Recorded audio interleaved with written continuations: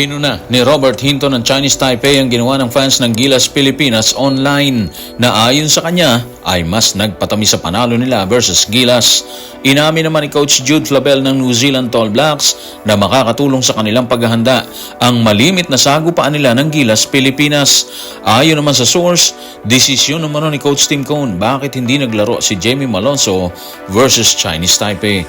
Tutukan po natin ang lahat ng yan, pero bago yan, paki-subscribe, like and share na lang muna para pareho tayong updated. Tapos na ang bakbakan at kasalukuyan ang naghahanda ang koponan ng Gilas Pilipinas at Chinese Taipei sa susunod nilang kalaban.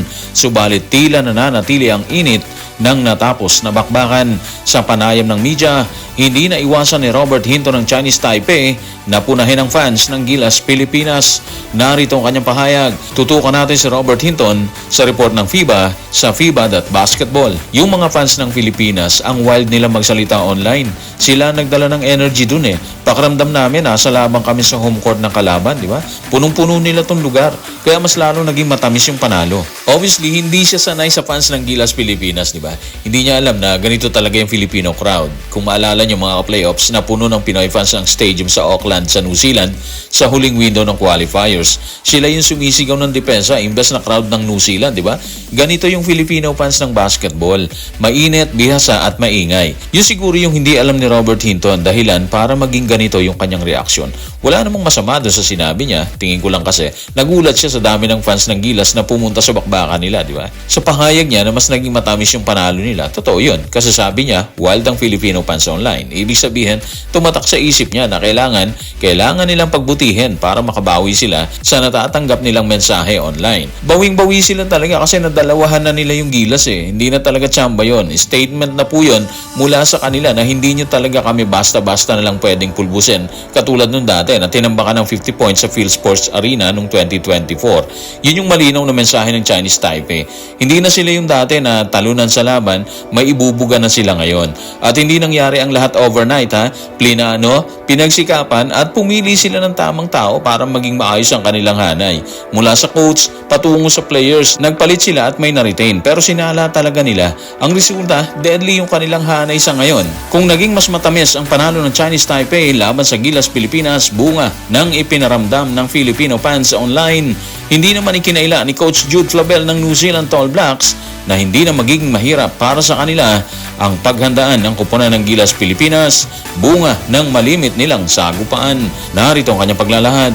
Tutukan natin si Coach Jude sa report ni Ruben Terrado sa Spin. Ang susunod naming makakalaban ay ang Pilipinas na kilala na rin namin ng mabuti. Kakalaro lang din namin kasi sa kanila sa qualifiers eh. Kaya pamilyar na kami sa isa't isa. Makakatulong to sa paghahanda namin para sa mga susunod na yugto ng torneo. Totoo naman yung sinabi ni Coach Jude, makakatulong talaga sa kanila yung familiarity nila dito sa Gilas Pilipinas. Malimit naglalaban sila eh. Wala namang binago si Coach Tim Cone sa estilo at sa players, di ba? So para sa akin, tamang-tama talaga si Coach Jude. Parang sinabi niya na hindi na kami mahihirapan na paghandaan sila kasi ganun din naman yung dating lineup. At syempre, bonus pa sa kanila yung napanood nilang laban ng Gilas at Chinese Taipei. Mas na-expose doon ang Gilas eh. Mas nalaman nila yung dapat nilang gawin. Una, yung tres nila. Dati sobra din silang kumamada, di ba? Kung nawala si Corey Webster na mainit sa tres, andyan pa rin si Tauhi Smith-Milner. Mabigat din siya sa tres. Tapos sobrang athletic din nila. Katulad ni Davison, nagtala siya ng 14 points, 7 rebounds at 3 assists versus Iraq. Nung laban nila sa Iraq, medyo nakasabay pa sa kanila yung Iraq eh, hanggang third quarter. Pero hindi na sila pumayag na makasabay sa kanila hanggang fourth quarter. Doon sa fourth, inilabas na talaga nila ang lahat. Kaya ang resulta, tambak ng 22 points ang Iraq. Sa Gilas Pilipinas, nanggagaling sila sa isang nakadidismayang pagkatalo, di ba? Mababa yung moral nila. Obvious na obvious yan, habang sobrang taas ng moral ng New Zealand. Ibig sabihin, kung mentality ang pag-uusapan, may bentahe na agad ang grupo ni Coach Jude Flabel. Sigurado din tayo na tatrabahuhin nila si Justin Brownlee. Alam nila na walang Brownlee, mahihirapan ang Gilas Pilipinas. Habang naghahanda si Coach Jude Flabel sa bakbakan nila ng Gilas, Pilipinas. Hindi naman malinaw kung maisasalang na ni Coach Tim Cone si Jamie Malonzo sa laban. Matatandaang hindi ito nasilayan ng Filipino fans sa court sa unang laban ng grupo, dahilan para sabihin ng iba na ligtas umano si Jamie Malonzo sa sisi ng fans, bunga ng pagkatalo. Pero ano ba talagang rason? Bakit hindi siya naglaro sa nasabing salpukan? Narito ang report ng Spin. Tutukan natin si Jerry Ramos sa kanyang report sa Spin. Pasya ng coach ang hindi paglalaro ni Jamie Malonzo sa 95-87 na pagkatalo ng Gilas Pilipinas laban sa Chinese Taipei sa pagbubukas ng ika-31 FIBA Asia Cup. Kinumpirma ito sa Spin.ph kung saan si Malonzo nakilala sa kanyang mataas na talon, ang tanging manlalaro ng Gilas na hindi ginamit sa nakakagulat na pagkatalo. Ayon din sa parehong source, wala namang iniindang injury ang dating Barangay Ginebra player. O malinaw yan desisyon ng coach bakit hindi nakita si Jamie Malonzo sa laban ng kanyang grupo sa Chinese Taipei kung saan sila natalo.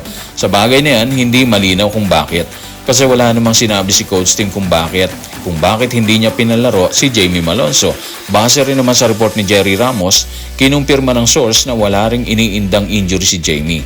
Mahirap mag-speculate talaga mga ka-playoffs, pero alam ko yung nasa sa isip nyo Baka epekto yan ang pag-alis niya sa Barangay Ginebra, di ba? Hindi natin alam yan. So kung maalala nyo, umalis si Jamie Malonzo sa grupo ng Gin Kings matapos siyang pumirma sa Kyoto Hanaris ng Japan B-League.